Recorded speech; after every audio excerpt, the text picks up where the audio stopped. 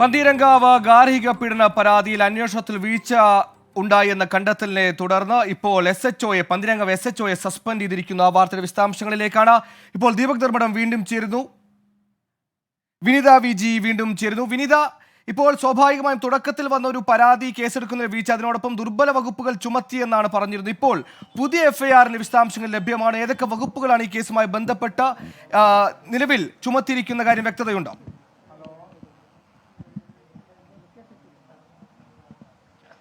സുഹേൽ, അക്കാര്യങ്ങളിലൊക്കെ തന്നെ ഈ അന്വേഷണ സംഘം അക്കാര്യങ്ങളിലേക്കൊക്കെ കടക്കും മുൻപ് ആദ്യഘട്ടത്തിൽ ഈ പറവൂരുള്ള ഈ വീട്ടിലെത്തി ഈ പരാതിക്കാരിയുടെ മൊഴി രേഖപ്പെടുത്തുക എന്നുള്ളതാണ് അന്വേഷണ സംഘത്തിന്റെ ആദ്യഘട്ടത്തെ നടപടി. അത് പൂർത്തീകരിച്ചതിന് ശേഷം മാത്രമായിരിക്കും ഈ സൂചിപ്പിച്ചതുപോലുള്ള മറ്റു നടപടിക്രമങ്ങളിലേക്കൊക്കെ തന്നെ അന്വേഷണ സംഘം എത്തുക.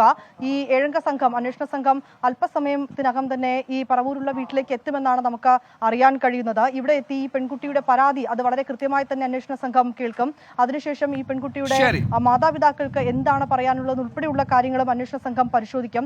നേരത്തെ തന്നെ ചില ആരോപണങ്ങൾ ഇവർ പോലീസിനെതിരെയൊക്കെ തന്നെ മുന്നോട്ട് വെച്ചിരുന്നു. അതിൽ ഏറ്റവും പ്രധാനമായും പറയുന്നത് ഈ ഗാർഹിക പീഡനത്തിന് മാത്രമാണ് പോലീസ് കേസെടുത്തത്.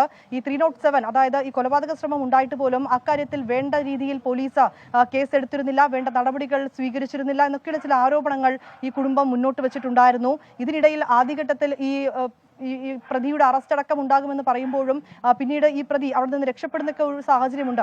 ഈ കാര്യങ്ങളിലൊക്കെ തന്നെ പോലീസിന്റെ ഭാഗത്ത് ഏതെങ്കിലും തരത്തിൽ വീഴ്ച പറ്റിയിട്ടുണ്ടോ, അല്ലെങ്കിൽ എവിടെയാണ് പാളിപ്പോയത് ഉൾപ്പെടെയുള്ള കാര്യങ്ങളൊക്കെ തന്നെ അന്വേഷണ സംഘം പരിശോധിക്കും. അതിനുശേഷമായിരിക്കും സുഹേൽ സൂചിപ്പിച്ചതിനുള്ള അത്തരം നടപടിക്രമങ്ങളിലേക്കൊക്കെ തന്നെ വീണ്ടും അന്വേഷണ സംഘം എത്തുക.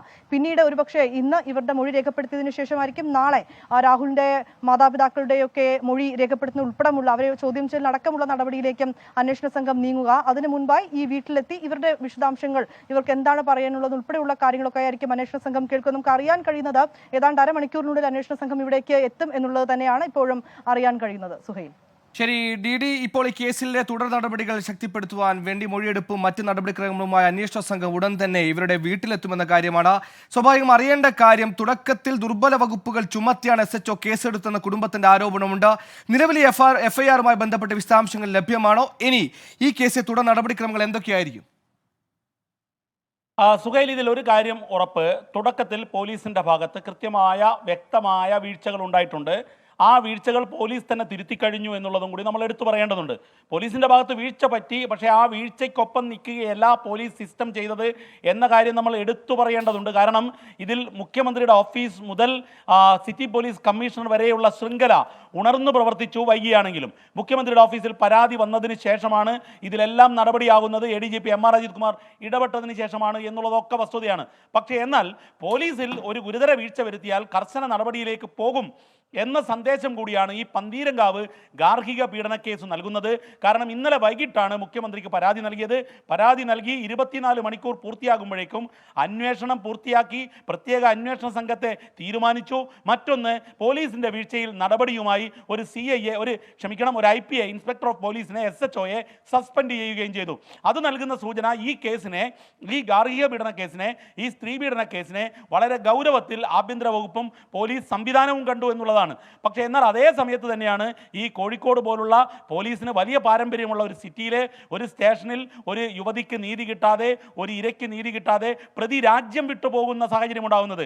യഥാർത്ഥത്തിൽ പ്രതി രാജ്യം വിട്ടുപോയി എന്നുള്ളതിനെ പോലീസ് തലപ്പത്ത് അതീവ ഗൗരവമായി കണ്ടു എന്നതുകൊണ്ട് തന്നെയാണ് ഇത്രയും വേഗത്തിൽ കർശനമായ ഒരു നടപടിയിലേക്ക് കടന്നത് എന്നുള്ളതാണ്. ഇനി ഈ കേസിലെ ഏറ്റവും നിർണായകമായ കാര്യം, ഈ കേസ് കോടതിയിൽ ശിക്ഷിക്കുമാറ് കൃത്യമായ തെളിവുകൾ നിരത്തി സാക്ഷിമൊഴികളുടെ കൂടി പശ്ചാത്തലത്തിൽ ഈ കേസിനെ കൃത്യമായി പ്രോസിക്യൂഷൻ നടപടിയിലേക്ക് കൊണ്ടുപോവുക എന്നുള്ളതാണ്. അതിൻ്റെ പ്രാഥമിക കൃത്യം ഇന്ന് നടക്കുന്നത് പറവൂരിലാണ്. ഈ കേസിൻ്റെ അന്വേഷണ സംഘം, വനിതാ പോലീസ് ഉൾപ്പെടെയുള്ളവർ പറവൂരിൽ എത്തിക്കഴിഞ്ഞു. എറണാകുളത്ത് എത്തിയെന്നാണ് നമുക്ക് കിട്ടുന്ന വിവരം. അല്പസമയത്തിനകം മൊഴി രേഖപ്പെടുത്തും. മൊഴി രേഖപ്പെടുത്തി കഴിഞ്ഞാൽ ഈ കേസിൻ്റെ സ്വഭാവമാകെ മാറുമെന്നാണ് നമുക്ക് മനസ്സിലാക്കാൻ സാധിച്ചത്. ഇപ്പോഴുള്ളതുപോലെ ആകില്ല എന്നുള്ളതാണ് നമുക്ക് ലഭിക്കുന്ന സൂചന. ഈ ഘട്ടത്തിൽ അതുമായി ബന്ധപ്പെട്ട കൂടുതൽ വിവരങ്ങൾ ലഭ്യമല്ല. ഏതായാലും ഈ മൊഴി രേഖപ്പെടുത്തലോടുകൂടി കേസിൻ്റെ സ്വഭാവം അടിമുടി മാറും എന്നുള്ളതാണ് നമുക്ക് മനസ്സിലാകുന്നത്. സുഹൈൽ. ദീപക് ധർമ്മടമാണ് വിശദാംശങ്ങൾ. ദീപക്, നിലവിൽ തന്നെ നമ്മുടെ നിയമ സംവിധാനത്തിൽ ഒരു സ്ത്രീ പരാതിയുമായി വന്നാൽ എന്തൊക്കെ ചെയ്യണം, എത്തരത്തിൽ ഇടപെടൽ നടത്തണമെന്ന് കൃത്യമായ മാൻഡേറ്റ് ഉള്ള നാടാണ് ഇവിടെ. പക്ഷേ അവിടെ ഒരു യുവതി അല്ലെങ്കിൽ സ്ത്രീ പരാതിയുമായി വരുമ്പോൾ പിന്നീട് ആ പരാതിയിൽ കാര്യമായി മുന്നോട്ട് പോകണമെങ്കിൽ മാധ്യമ വാർത്ത വരണം, ഉന്നത സമ്മർദ്ദം വേണമെന്ന വല്ലാത്തൊരു പ്രസിഡന്റാണ് ഇപ്പോൾ രൂപപ്പെട്ടിരിക്കുന്നത്. ഇതൊന്നും ഇല്ലെങ്കിൽ ഇത്തരത്തിൽ കേരളമാണ്, ഒരുപാട് ഗ്രാമപ്രദേശങ്ങളുടെ ഇടമാണ്, ഈ സ്ഥലത്തൊക്കെ ഇത്തരത്തിൽ മീഡിയ അറ്റൻഷൻ കിട്ടിയില്ലെങ്കിൽ ഇത്തരത്തിൽ പരാതിയുമായി വരുന്ന സ്ത്രീകളുടെ പരാതികൾ അവഗണിക്കപ്പെടുമെന്ന തെറ്റായ ധാരണ കൂടിയായിരുന്നില്ല SHOയുടെ പ്രവൃത്തിയിൽ നിന്ന് ആകെ മുന്നോട്ട് കണ്ടത് നമ്മൾ. അതുതന്നെയാണ് സുഹൈൽ പറഞ്ഞത് തന്നെയാണ് വസ്തുത. മാധ്യമ ശ്രദ്ധ വന്നാൽ, അധികൃതരുടെ ഇടപെടൽ വന്നാൽ മാത്രമേ ഒരു യുവതിക്ക്, ഒരു ഇരയ്ക്ക് നീതി കിട്ടൂ എന്ന ഒരു ദാരുണമായ സാഹചര്യം അതൊരിക്കലും കേരള പോലീസിൽ ഉണ്ടാകാൻ പാടില്ലാത്തതാണ്. മൃദുഭാവേ ദൃഢകൃത്യ എന്ന് പറഞ്ഞ് കൃത്യമായി കാര്യങ്ങൾ നടപ്പിലാക്കുന്ന ലോകത്തിന് തന്നെ മാതൃകയായ പോലീസിൽ ഒന്നാണ് കേരള പോലീസ്. ആ കേരള പോലീസിലാണ് ഇത്തരം പുഴുക്കുത്തുകൾ ഉണ്ടാകുന്നത് എന്നുള്ളത് നമ്മൾ വളരെ കൃത്യമായി റിപ്പോർട്ട് ചെയ്യപ്പെടേണ്ടതാണ്.